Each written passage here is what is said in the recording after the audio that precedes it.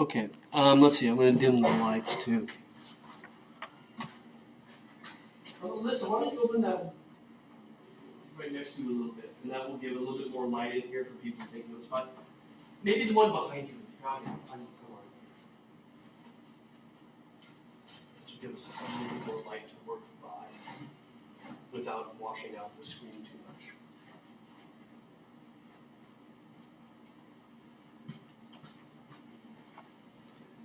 Okay, we left off talking about the Marode altarpiece, or the Marode triptych by Robert Campen. And we were comparing the Annunciation scene to the Annunciation scene by Jan van Eyck. And we saw that it had quite a few things in common, that there are a lot of similarities between the two insofar as the choice of items that we see within the room, right? We saw candlesticks repeating in both the lily, that basin in the niche in the background with the towel. We saw from other Van Eycks the rays of light coming through the closed window as a metaphor for the virgin birth, right? In this case, however, there's a Jesus there with a cross, and that might account for why the Virgin Mary is wearing red, right? And at the end of class, we were looking at the couple in the left-hand panel, who are the donors, we call them, or the patrons, right? They're the people who paid for the work in the first place, who commissioned the work of art. And they get this very privileged seat, looking in the doorway behind the angel, right? They're part of that same space. And we saw this same thing with the little crucifixion scene in the National Gallery, where the Carthusian monk is kneeling down at the foot of the cross. Or from your second worksheet, where we found out that the features of Philip the Bold are right there on one of the prophets on the Moses well, right? Paying for a work of art got you included in it, and that's part of the kind of approach to religion that people had during this period, which is very, very proactive, right? Fully engaged with all of your senses with the work of art, right? And so he gets to imagine himself materializing there directly. And then at the end of class, we got over to the right-hand panel. We saw Joseph, the carpenter. And remember that Joseph is mentioned in the Bible as having some years on the Virgin Mary, being significantly older. And artists sort of capitalize on that, make him significantly older. So here he is. I really love this image because he's in a separate room. The kind of visual clue that he's not dad, right? He isn't there when the Virgin gets pregnant. Makes sense, right? You want him outside of the house. But I also like that he's sort of unaware of anything going on. There's nothing special there. And that almost makes our patrons on the left that much more special because they're aware and he's not, right? They get to see it and he doesn't. And so he's just busy, right? He's doing what he's supposed to be doing. He's Joseph. He's the father. He's the provider. He's in his carpenter's shop and he's making stuff. And it's kind of dirty. You know, there's wood chips everywhere. There's carpenter's tools. He's got 3 or 4 projects going on at once. He's got saws and chisels and axes and a drill. 2 different kinds of drills, right? He's a busy man. And he's sort of deeply engaged with drilling that board, which I always thought was a strange, like, Freudian thing. You know, you don't get to sleep with your wife, so he says, drilling holes in a board. But I don't think that's what Robert Campen intends by any means whatsoever, right? It's not some sort of weird sexual Freudian metaphor, although it's fun to play with because it certainly could be that if this were a modern work of art. As the carpenter who is the provider for the family, he's running a contemporary carpenter shop. And by contemporary, I mean it's a carpenter shop from the 15th century. The world outside, like with the Ghent altarpiece, the world outside looks like the 15th century world around the owner of this piece. Even the room interior where the Annunciation is happening looks like a 15th century interior for the owner of this piece. And so we see a very Flemish city outside with churches and houses and people milling around. We saw them behind the messenger on the left who has brought this couple into the garden. right? And Joseph has this nifty little set of shutters that the top ones go up and they catch with these little latches on the ceiling. And the bottom ones flip out so that he can put whatever he's been making out there so people walking around the town square can see what he's selling, right? So they would walk by and they'd see this, oh, I want one of those. And he'd say, okay, here, I guess he trusts them not to walk up and just take it, right? And the question is sort of what's he making there? Okay, the question is, why are my slides not changing? It's a better question. There we go. What's he making there? And you'll notice that the thing that's on the flap outside is kind of similar to the thing that's near his elbow there, right? They both have this box on the bottom and this arm up above that pivots, right? Can you tell what that is?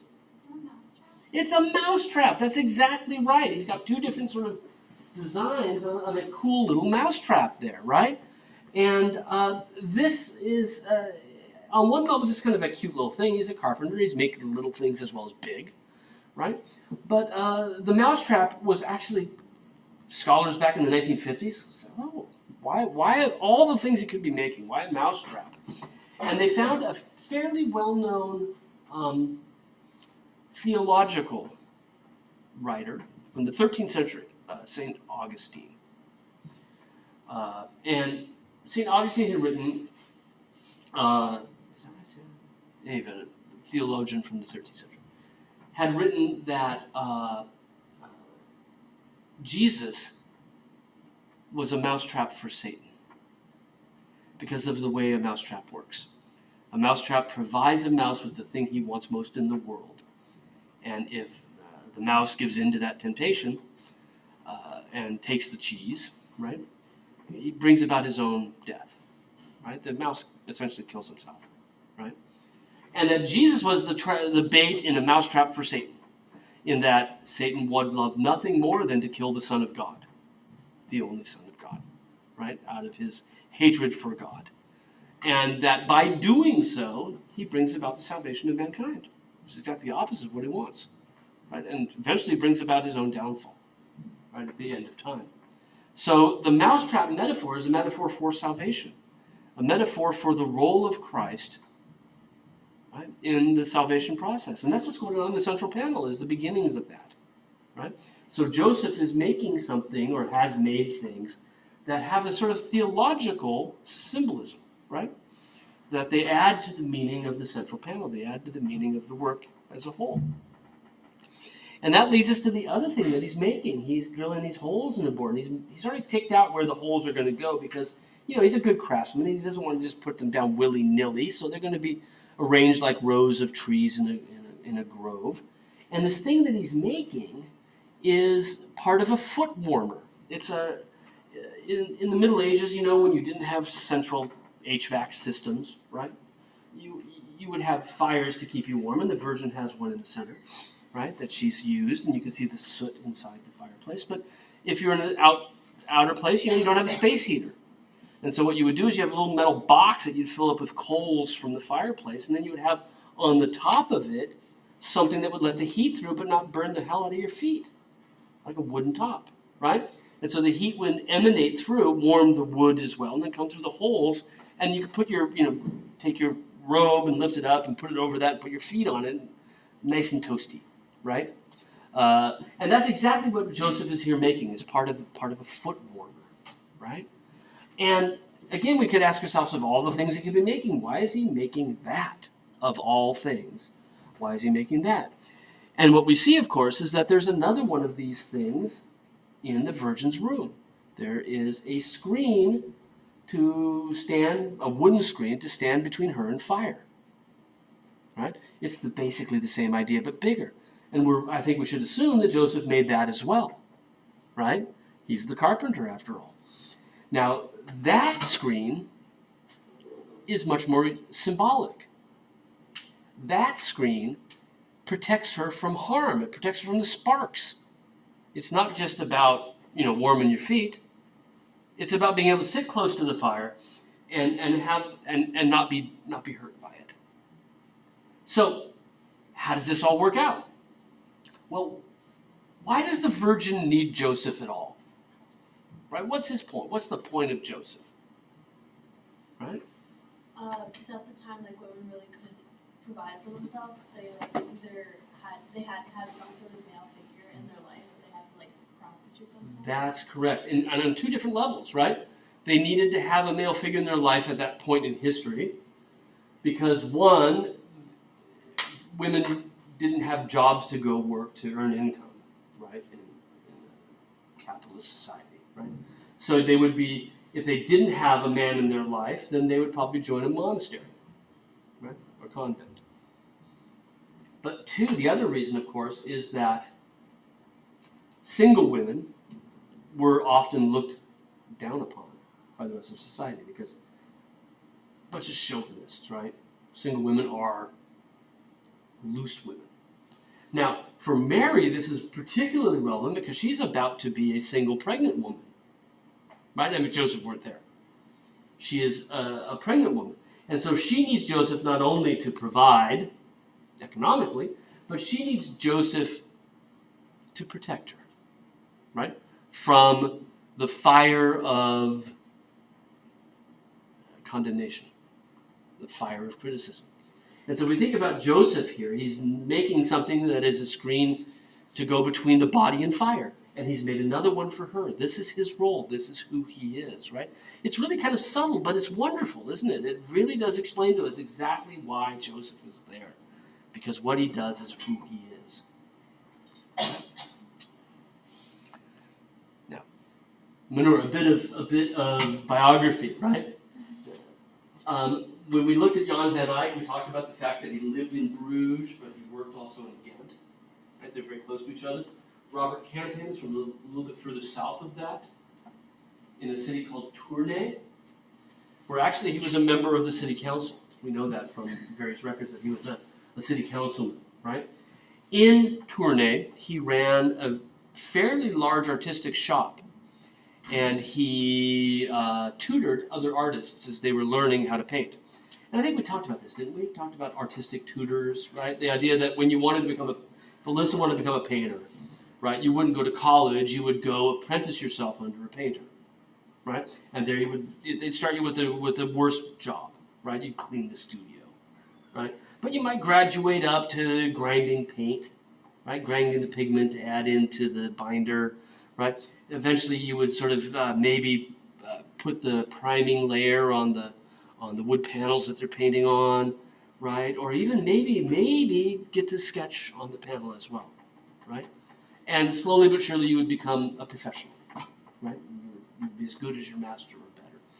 And Campion ran a studio like this in Tournai. And we know from the city records that he had 2 students, right? And both of them went out on their own in 1432. And one of these students is Roger van der Weyden. Where's my slide? There we go. Roger van der Weyden. The I is relatively silent in English. Rogier in Dutch, right? Roger van der Weyden. And he worked under Campion up until 1432 when he went out on his own. Right? And this very small panel is one of his earliest ones. And can you see anything that looks immediately similar to what Campion was doing? Structure of the face. The structure of her face. It's almost exactly the same, isn't it? Right? And I'm ahead of you. There we go, right? The actual structure of the face with those sort of moonlit eyes, the sort of half-lidded eyes, is oval, right? A tiny little chin and those puffy little lips, right? It's incredibly similar to the structure of the face. And in Roger van der Weyden's earliest works, right, from the early to mid-1430s, when he's fresh out on his own, his faces of the Virgin Mary look very much like the faces that we see in works by his teacher. So that reflects for us what he's been doing. Now, the panel on your right, which is in Madrid, was originally the back of this panel, which is downtown. Right? They're exactly the same size. And there's a crack that runs through it under the paint that tells us that they were front and back of the same panel. Right? It lines up. There may have been another panel attached to it, like a diptych, but it's lost. Right? These were front and back of the same panel. And they're absolutely tiny. right? These were meant for personal use. They're smaller than any of those books there. Here's a picture of my wife. There's Karen that gives you a sense, right, of just how small the picture is. It's smaller than your face. The postcard they sell of this picture is bigger than the picture, right? The souvenir postcard. So it's meant for very, very intimate viewing, right? To be held in your hands, 7 inches tall, right? Maybe like that. Held in your hands and looked at with your nose in it. Like the original painting? That's the original painting there on the right. Yeah, the original painting is like this tall. Okay? Absolutely. And that means the one on the back is also just that small, right? And something that, you would turn it over, you'd look at the back, you'd look at the front, and it was probably originally part of a diptych, right? Where this is on one side and something was attached to it on the other side. What we don't know, right? There's nothing else that survives. But it is meant to sort of stick your nose into as close as you can. And so I've got some nice details of this. And you can see that even at that size, right?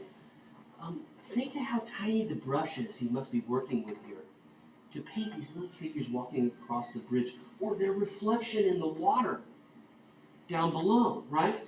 Moving across the bridge, up that road, and you can get to see them reflected down below. There's a little white house with brass pots on a rod out the window.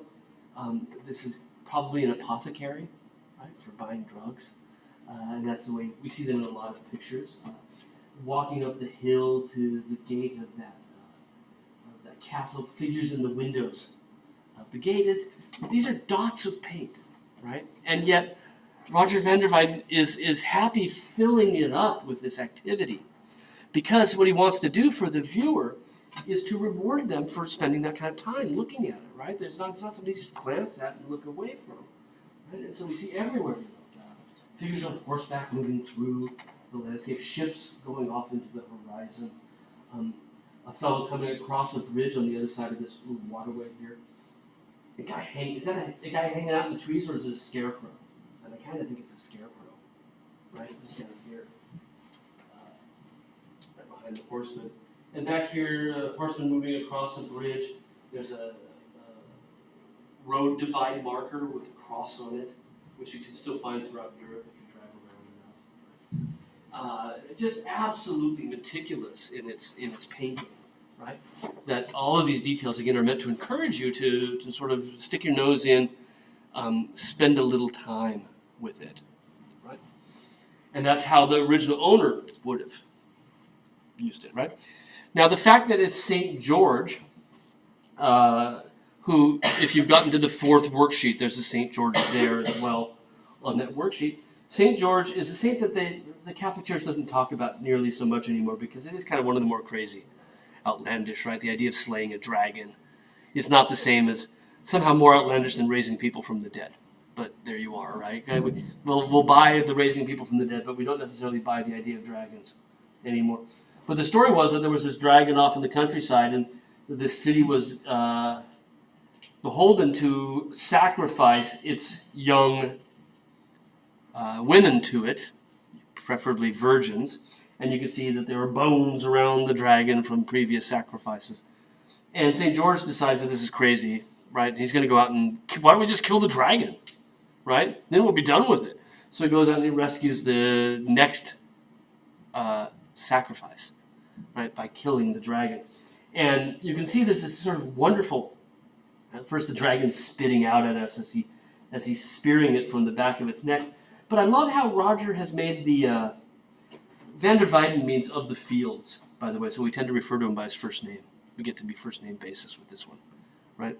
But you notice look at the scales on the dragon as they go around his back, and notice the color there. It's almost like they're reflecting the armor of St. George, right? They almost look like the armor of St. George. And the way it articulates with this series of ridges is very much the way that St. George's armor articulates as well. It's almost like this kind of he's playing with a sort of symbiosis between the two of them, right? That the saint and the dragon are kind of like one in a way, that he needs to be like that dragon to defeat it, right? The wonderful reflections on George's armor, you can see the lance coming down the front. This is very much like Van Eyck, right? That interest in light, that interest in extraordinary detail, right? where am I? Where's my next picture? Oh, right, back up. That's what was coming up, was there. St. George must have been something special to whoever owned this. And so we would look around for somebody who might have a particular interest in St. George. What we find is that the archery guild, right, they were not just shooting for fun, right? This was a military guild, like the Coast Guard or the National Guard. The Archery Guild of Brussels, which was sworn to protect Brussels, and one of 4 or 5 different military guilds in Brussels, their patron saint was St. George, right? And that might be somebody who would have been interested in having a picture like this, right? We also know that Roger van der Weyden actually moved to Brussels from Tournai when he left Robert Campin's shop. See how this is where biography can help us understand things, right? He's moved to Brussels already in 1432, right? He becomes the official painter to the city. Whenever the city had decorative projects, they gave him to Roger van der Weyden. So he's prominently placed. He had every opportunity to have every contact with the Archery Guild. This is probably for one of their members, and meant to be looked at intimately as he prays to his patron saint. Right? Now, immediately next door to Brussels is the city of Leuven. And Roger van der Weyden worked there as well, just like Jan van Eyck worked in both Bruges and Ghent. And one of his most famous works was done for an archery guild in Leuven as well. In this case, not just archers, but crossbowmen. You know the difference between a bow and arrow and a crossbow? Crossbow's like a gun, right? It's got a big stock on it, and the bow is attached to it, and you actually pull it like this, right? Hook it, and then you shoot it like a gun rather than shooting it like a bow and arrow, right? You hold it, there's a trigger, and it's incredibly powerful. It's got a significantly longer range than an arrow, and the bow and arrow, and the arrow itself is thick, right? It can actually sort of pierce doorways. It's really like a horrifyingly threatening weapon, right? And there was a guild, a group of crossbowmen in Leuven who were sworn to protect the city of Leuven, right? They were closely associated with the archers in Brussels. Roger paints for both of them. And this is an altarpiece. This is huge. I've never seen it, right? I may go in a year or so to finally get to Madrid to see this, but it's huge. It's 9-10 feet across the base. Whereas, again, this one is... So, our painting here would be like this, right? The size of his foot, maybe, right? By comparison. But here we see the patron saint of the crossbowmen of the city of Leuven. And the patron saint for them was the Virgin of Sorrows. Not just the Virgin Mary, but the Virgin Mary in sorrow. And so you can see what Roger van der Weyden has done is to make this scene of Christ being lowered from the cross. That's what the deposition means. Right? Christ being lowered from the cross. But rather than focus entirely on that, what he's focusing on is the Virgin's reaction to it. Right? How, as Christ has died and coming down from the cross, she faints dead away. She suffers along with him. Right? And that is that choice, right, to focus on her suffering is because of the patrons. That's their patron saint. Right? He paints these trompe-l'oeil, fool of the eye, wooden carvings in the corners. And you can see that hanging in these carvings is a little crossbow as well. So again, this personalizes the work for the crossbowmen of Leuven. Right? We're almost out of time. I've got too many slides to show. So we'll tie this up again, look at some details of the suffering of the different figures here, in addition to the Virgin Mary. And then we'll move into 15th century Italy on Monday. So if you want to read ahead in the OERs, we're getting to the next section, right? Into, part 4, right? Section 1, part 4. Okay? If you have any questions about the research, or as you start to work on it even this weekend and you come up with some questions, don't hesitate to email me and ask, right? I'm happy to answer questions, and it's not at all a bother.